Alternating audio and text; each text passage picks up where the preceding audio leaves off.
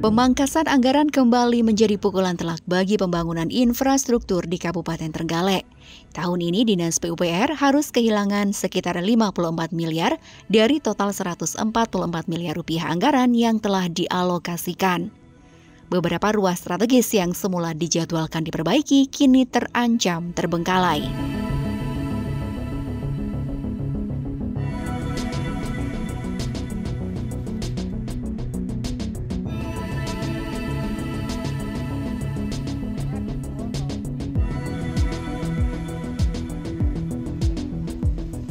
PLT Kepala Dinas PUPR Trenggalek Anjang Purwoko mengungkapkan, dengan adanya pengurangan anggaran ini, Dinas PUPR Trenggalek kesulitan merealisasikan proyek-proyek jalan kabupaten.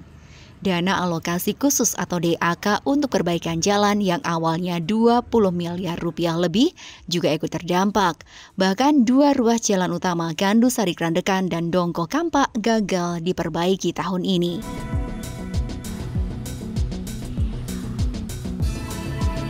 Tidak hanya itu, Anjang menyebut ada dana Armak senilai 4 miliar rupiah lebih yang semula dialokasikan untuk perbaikan jalan juga ikut terpangkas.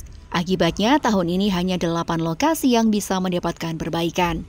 Itu pun berdasarkan hasil musrenbang. Di tengah keterbatasan anggaran, Dinas PUPR saat ini fokus pada tambal sulam jalan berlubang, terutama di ruas-ruas utama yang memiliki kepadatan lalu lintas tinggi. Targetnya sebelum Lebaran, jalan-jalan utama sudah lebih nyaman untuk para pemudik.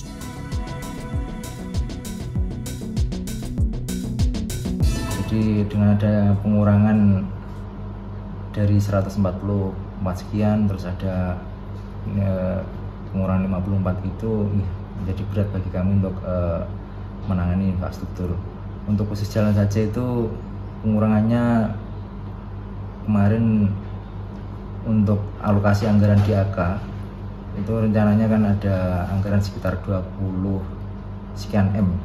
Itu terfocusing dampak dari efisiensi. Jadi praktis untuk anggaran DAK itu kami bilang tidak ada kegiatan di situ. Rencananya DAK kemarin kan kami bisa menangani untuk ruas jalan yang pertama itu Gandusari Krandekan dan ruas jalan Dongko Kampak. Ada 2 ruas jalan yang sedianya ditangani dari dana DAK itu terdelet nih dengan adanya efisiensi itu. Terus yang kedua ada di bidang bina marga itu yang terdampak efisiensi adalah dana yang ditentukan penggunaannya. Jadi ada Ermak ya, istilahnya Ermak itu ada sekitar anggarannya 4 sekian M ya. Itu juga terdelet untuk penanganan jalan. Yang tentunya itu ada beberapa ruas jalan juga yang tidak bisa ditangani akibat dampak efisiensi ini. Jadi untuk tahun ini praktis kami hanya menindaklanjuti penanganan jalan itu yang menjadi prioritas adalah usulan dari musrenbang. Jadi untuk musrenbang yang menjadi prioritas 1 dan 2 yang ada di kewenangan kami tetap bisa jalan.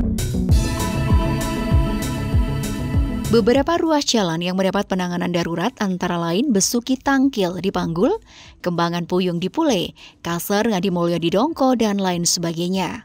Tambal sulam jalan berlubang bukanlah solusi jangka panjang. Tanpa perbaikan menyeluruh, jalan yang rusak akan kembali berlubang dalam waktu singkat. Pemangkasan anggaran infrastruktur ini menambah daftar panjang persoalan jalan rusak di Trenggalek. Di satu sisi, efisiensi anggaran diperlukan, namun di sisi lain dampaknya bisa berujung pada meningkatnya kecelakaan dan terganggunya aktivitas ekonomi warga.